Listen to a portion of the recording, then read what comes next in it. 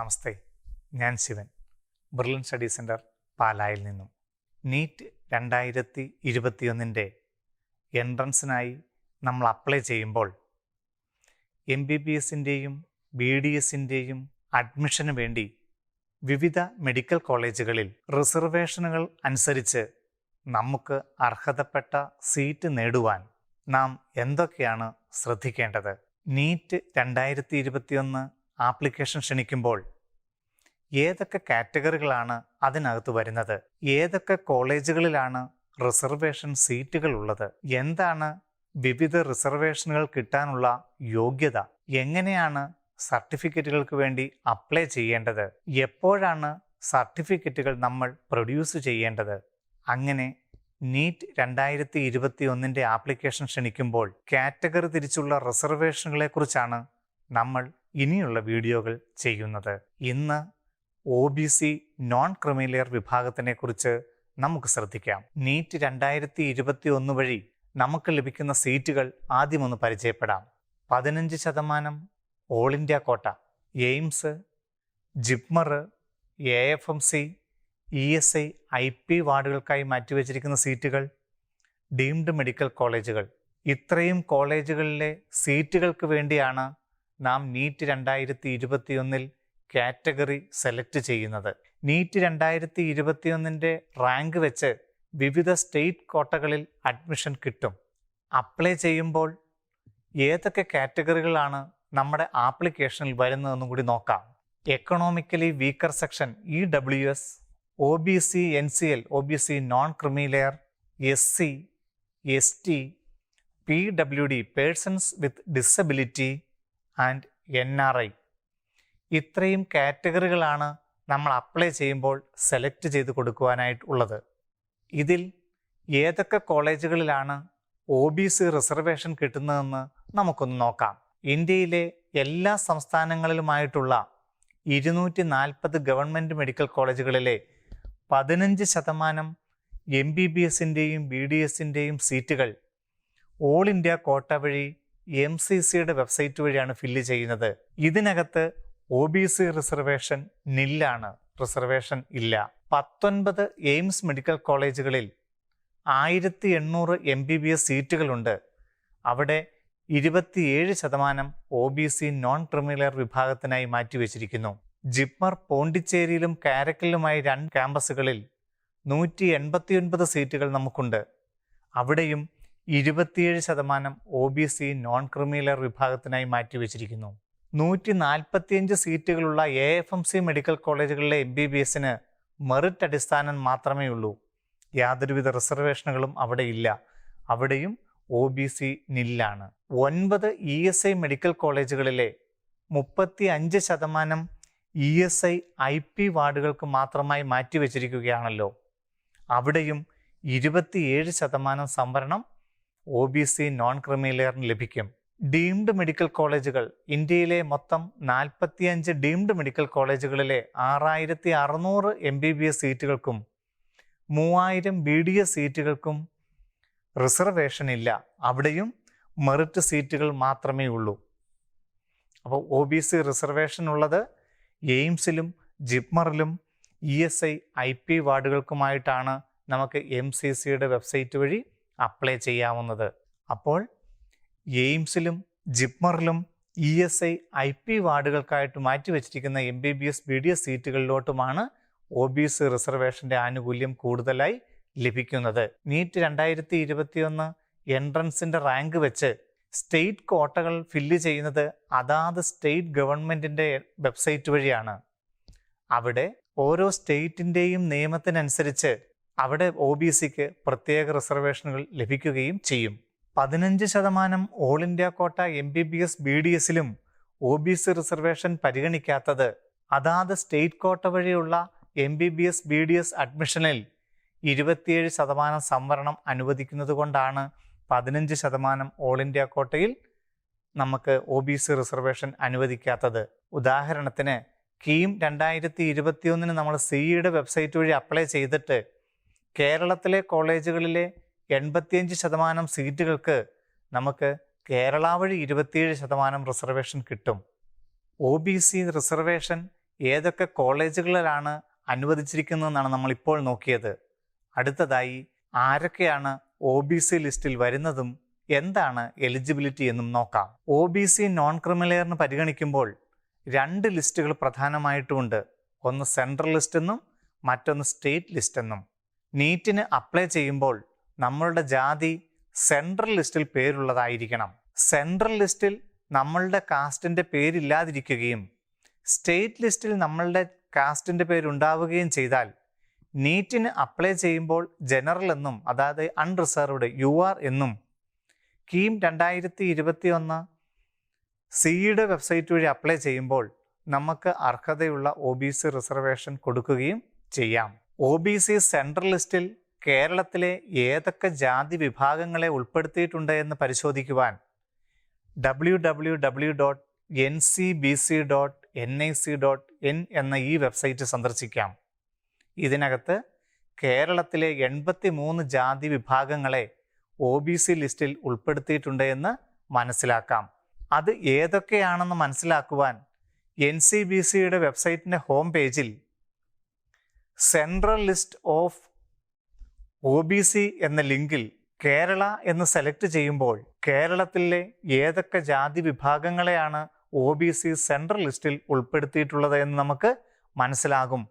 നമ്മളുടെ കാസ്റ്റ് ഈ ലിസ്റ്റിലുള്ളതാണ് എങ്കിൽ തീർച്ചയായും OBC നോൺ ക്രിമിലെയർ സർട്ടിഫിക്കറ്റിന് താലൂക്ക് ഓഫീസിൽ അപ്ലൈ ചെയ്യാവുന്നതാണ്. അടുത്തതായി OBC എലിജിബിലിറ്റി ക്രൈറ്റീരിയ. OBC ലിസ്റ്റിൽ നമ്മളുടെ പേരുണ്ട് എങ്കിലും നമുക്ക് ഇതിനുള്ള അർഹത ഉണ്ടാവണമെങ്കിൽ നമ്മളുടെ പേരൻസിൻ്റെ ആനുവൽ ഇൻകം, ശമ്പളത്തിൽ നിന്നുള്ള വരുമാനവും കൃഷിയിൽ നിന്നുള്ള വരുമാനവും ഒഴികെ അവ രണ്ടും മാറ്റി നിർത്തി ആനുവൽ ഇൻകം 8 ലക്ഷത്തിൽ താഴെയായിരിക്കണം. ഒരിക്കൽ കൂടി, OBC സെൻട്രൽ ലിസ്റ്റിൽ നമ്മളുടെ ജാതിയുടെ പേരുണ്ട് എങ്കിൽ ആനുവൽ ഇൻകം ശമ്പളത്തിൽ നിന്നുള്ളതും കൃഷിയിൽ നിന്നുള്ള വരുമാനവും മാറ്റി നിർത്തി അവ ഒഴികെ ആനുവൽ ഇൻകം 8 ലക്ഷത്തിൽ താഴെയായിരിക്കണം. നമ്മളുടെ പേരൻസ് ക്ലാസ് 1 ജീവനക്കാരാണെങ്കിൽ നമ്മൾ OBC നോൺ ക്രിമിലെയർ സർട്ടിഫിക്കറ്റിന് അർഹരായിരിക്കുകയില്ല.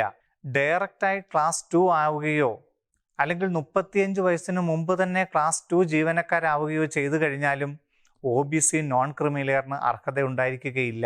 നമ്മളുടെ പേരൻസ് പ്രമോഷൻ വഴി ആണ് ക്ലാസ് 2 ആയതെങ്കിലും അല്ലെങ്കിൽ 35 വയസ്സിന് ശേഷമാണ് ക്ലാസ് 2 ആയതെങ്കിലും അതുപോലെ തന്നെ എല്ലാ ക്ലാസ് 3 ജീവനക്കാരും ക്ലാസ് 4 ജീവനക്കാരും അവരുടെ ശമ്പളത്തിൽ നിന്നും കൃഷിയിൽ നിന്നുമുള്ള അല്ലാത്ത വരുമാനം 8 ലക്ഷത്തിൽ താഴെയാണെങ്കിൽ നോൺ ക്രിമിലെയർ വിഭാഗത്തിലായിരിക്കും.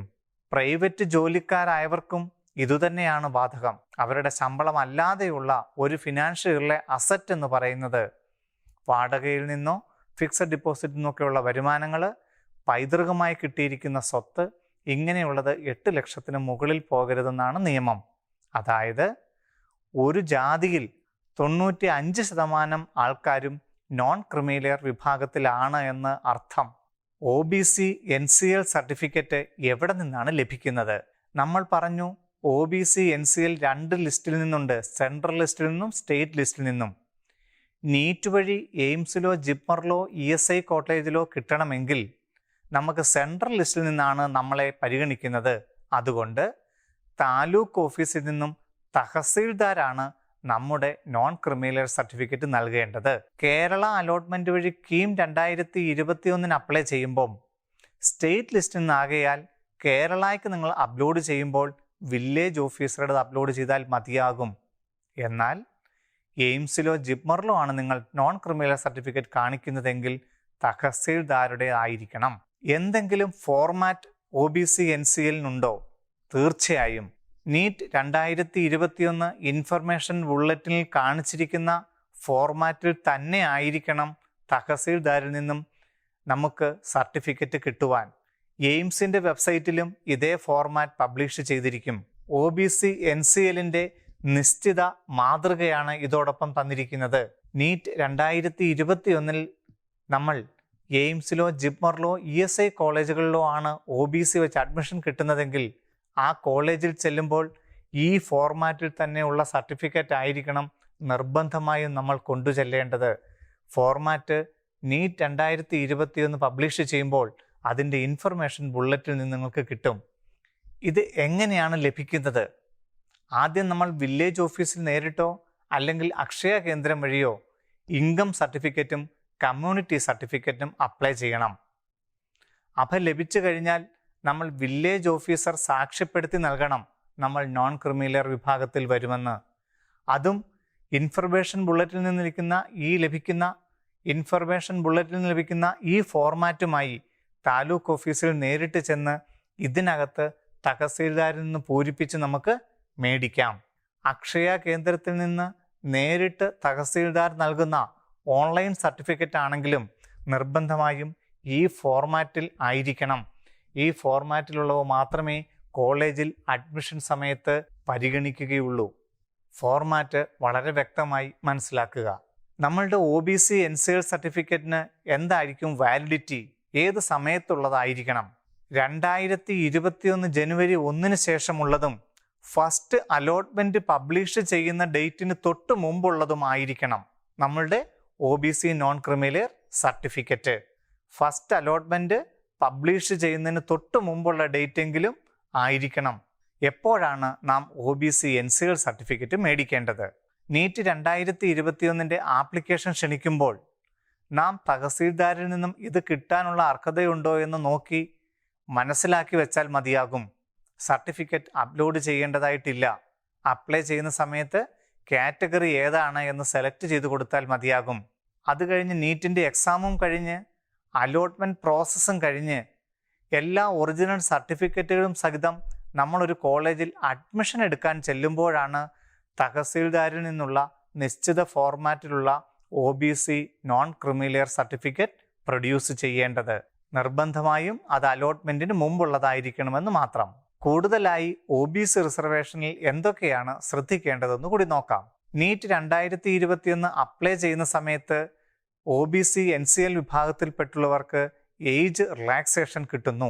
രണ്ടാമത്തത്, നീറ്റ് 2021 ക്വാളിഫൈ ചെയ്യാനുള്ള പേഴ്സൻറ്റേജിൽ ജനറൽ വിഭാഗത്തിന് 50% ആണെങ്കിൽ OBC നോൺ ക്രിമിലെയർ വിഭാഗത്തിനുള്ളവർക്ക് 40% ഉണ്ടെങ്കിൽ MBBS ഉൾപ്പെടെയുള്ള എല്ലാ കോഴ്സുകൾക്കും യോഗ്യതയുണ്ടാവും. കഴിഞ്ഞ വർഷം ഇത് 720-ൽ 113 മാർക്കിന് മുകളിലുള്ള OBC നോൺ ക്രിമിലെയർ വിഭാഗത്തിന് യോഗ്യത നേടിയിരുന്നു. അടുത്തതായി പ്രധാനപ്പെട്ട കാര്യം, നീറ്റ് അപ്ലൈ ചെയ്യുന്ന സമയത്തും അത് കഴിഞ്ഞ് അതിൻ്റെ കറക്ഷനായി തരുന്ന നിശ്ചിത സമയത്തും മാത്രമേ കാറ്റഗറി ചേഞ്ച് ചെയ്യാൻ അനുവദിക്കുകയുള്ളൂ. അത് കഴിഞ്ഞ് എക്സാമിൻ്റെ സമയത്തോ അലോട്ട്മെൻറ്റിൻ്റെ സമയത്തോ അഡ്മിഷൻ സമയത്തോ യാതൊരു കാരണവശാലും കാറ്റഗറി ചേഞ്ച് ചെയ്യാൻ അനുവദിക്കുകയില്ല. അപ്പോൾ അപ്ലൈ ചെയ്യുന്ന സമയത്ത് തന്നെ നമുക്കിതിന് അർഹതയുണ്ടോ ഇല്ലയോ എന്ന് മനസ്സിലാക്കി കറക്റ്റായി OBC NCL എന്ന് രേഖപ്പെടുത്തണം. അപ്ലൈ ചെയ്യുന്ന സമയത്ത് OBC NCL എന്ന് കാറ്റഗറി കൊടുക്കുകയും അലോട്ട്മെൻറ്റിലൂടെ നമുക്ക് OBC റിസർവേഷൻ വെച്ച് എയിംസിലോ ജിപ്മറിലോ ESI IP വാർഡുകൾക്കായിട്ടുള്ള സീറ്റോ കിട്ടിയാൽ ആ കോളേജിൽ നമുക്ക് OBC non creamy layer certificate produce ചെയ്യാൻ പറ്റിയില്ല എങ്കിൽ നമ്മുടെ അഡ്മിഷൻ ക്യാൻസലായി പോവും. അഡ്മിഷൻ സമയത്ത് മാത്രം OBC non creamy layer certificate check ചെയ്യുന്നത് കാരണം ജനറൽ കിട്ടുമായിരുന്ന സീറ്റ് പോലും നഷ്ടപ്പെടാൻ ഇതുമൂലം സാഹചര്യമുണ്ടാകും. അഡ്മിഷൻ സമയത്ത് നോൺ ക്രിമിലെയർ സർട്ടിഫിക്കറ്റ് പ്രൊഡ്യൂസ് ചെയ്യാൻ പറ്റിയില്ല എങ്കിൽ OBC നോൺ ക്രിമിലെയർ വെച്ചാണ് നമുക്ക് അഡ്മിഷൻ കിട്ടുകയും ആ സർട്ടിഫിക്കറ്റ് പ്രൊഡ്യൂസ് ചെയ്യാൻ പറ്റിയില്ല എങ്കിൽ നമ്മുടെ അഡ്മിഷൻ ക്യാൻസൽ ആകുന്നതോടൊപ്പം പിന്നീട് നമ്മളെ അവസാന അലോട്ട്മെൻറ്റിൽ മാത്രമേ ജനറലായി പരിഗണിക്കുകയുള്ളൂ. അതുപോലെ അഡ്മിഷൻ സമയത്ത് കാലാവധി കഴിഞ്ഞ സർട്ടിഫിക്കറ്റുകൾ, അല്ലെങ്കിൽ നിശ്ചിത ഫോർമാറ്റിൽ അല്ലാത്ത സർട്ടിഫിക്കറ്റുകൾ, അല്ലെങ്കിൽ അലോട്ട്മെൻറ്റ് ഡേറ്റിന് ശേഷമുള്ള OBC നോൺ ക്രിമിലെയർ സർട്ടിഫിക്കറ്റുകൾ, ഇവ പ്രൊഡ്യൂസ് ചെയ്താൽ നിങ്ങളുടെ അഡ്മിഷൻ ക്യാൻസൽ ആവും. അപ്ലൈ ചെയ്യുമ്പോൾ തന്നെ OBC നിങ്ങൾക്ക് സെലക്ട് ചെയ്യാൻ കഴിഞ്ഞില്ല എങ്കിൽ OBC വെച്ച് കിട്ടുമായിരുന്ന ബെറ്റർ ചോയ്സ് നിങ്ങൾക്ക് നഷ്ടപ്പെടുവാനും സാഹചര്യമുണ്ട്. അതുപോലെ കേരള അലോട്ട്മെൻറ്റ് വഴി OBCയിലെ 30 ജാതി വിഭാഗങ്ങളെ OEC കാറ്റഗറിയിൽ ഉൾപ്പെടുത്തുകയും അവർക്ക് കേരള അലോട്ട്മെൻറ്റ് വഴി യാതൊരുവിധ ഫീസ് ഈടാക്കുകയുമില്ല. ഈ fees concession OBC non creamy layer വഴി നാഷണൽ ലെവലിൽ നിങ്ങൾക്ക് ലഭിക്കുകയില്ല. പക്ഷേ എയിംസിലും ജിപ്മറിലും താരതമ്യേന വളരെ ഫീസ് കുറവായതുകൊണ്ട് അവിടെ നിങ്ങൾക്ക് ഫീസ് കൺസെഷൻ്റെ ആവശ്യം ഉണ്ടായിരിക്കുന്നതല്ല. പക്ഷേ ESE IP വാർഡായിട്ടുള്ളതാണ് നിങ്ങൾ അഡ്മിഷൻ എടുക്കുന്നതെങ്കിൽ 25,000 രൂപ ഇയർലി ഫീസ് വരും. എന്നാൽ OEC വിഭാഗങ്ങൾ കേരള അലോട്ട്മെൻറ്റ് വഴിയാണ് ഗവൺമെൻറ്റിലോ സെൽഫ് ഫിനാൻസിങ് കോളേജിലോ അഡ്മിഷൻ എടുക്കുന്നതെങ്കിൽ യാതൊരുവിധ ഫീസും നിങ്ങൾക്ക് ഉണ്ടാവുകയില്ല. PWD കാറ്റഗറിയിൽ വരുന്ന കുട്ടികൾ, പേഴ്സൺസ് വിത്ത് ഡിസബിലിറ്റി റിസർവേഷൻ ഉള്ള കുട്ടികൾ, അവർക്ക് നീറ്റ് വഴി അപ്ലൈ ചെയ്യുമ്പോൾ ഓരോ വിഭാഗത്തിനും EWS, OBC, NCL, SC, ST വിഭാഗത്തിന് അതാത് റിസർവേഷൻ്റെ 5% അധികമായി റിസർവേഷൻ ലഭിക്കും. mcc.nic.in എന്ന വെബ്സൈറ്റ് വഴി നമ്മൾ അലോട്ട്മെൻറ്റ് പ്രോസസ്സിൽ പങ്കെടുക്കുമ്പോൾ എയിംസിലും ജിപ്മറിലും ESI IP വാർഡായിട്ടുള്ള MBBS സീറ്റിനും അപ്ലൈ ചെയ്യുമ്പോൾ OBC നോൺ ക്രിമി ലെയറിന് പരിഗണിക്കുന്നതോടൊപ്പം OBC PWD വിഭാഗമാണെങ്കിൽ അഡീഷണലായി 5% അവരെ പരിഗണിക്കും. സാധാരണ ഈ വിഭാഗത്തിൽ വളരെ കുറച്ച് കുട്ടികളെ കാണാറുള്ളൂ. ഏതാണ്ട് 6 ലക്ഷം 7 ലക്ഷം റാങ്ക് വരെ ആണെങ്കിലും MBBS സീറ്റുകൾ കിട്ടാനുള്ള അർഹതയുണ്ടാവും. നീറ്റ് 2021 അപ്ലൈ ചെയ്യുന്ന സമയത്ത് തന്നെ അർഹതപ്പെട്ട റിസർവേഷൻ നിങ്ങൾക്ക് ഉറപ്പാക്കുവാൻ ശ്രദ്ധിക്കുക. മറ്റൊരു വീഡിയോയുമായി വീണ്ടും കാണാം. നന്ദി, നമസ്കാരം.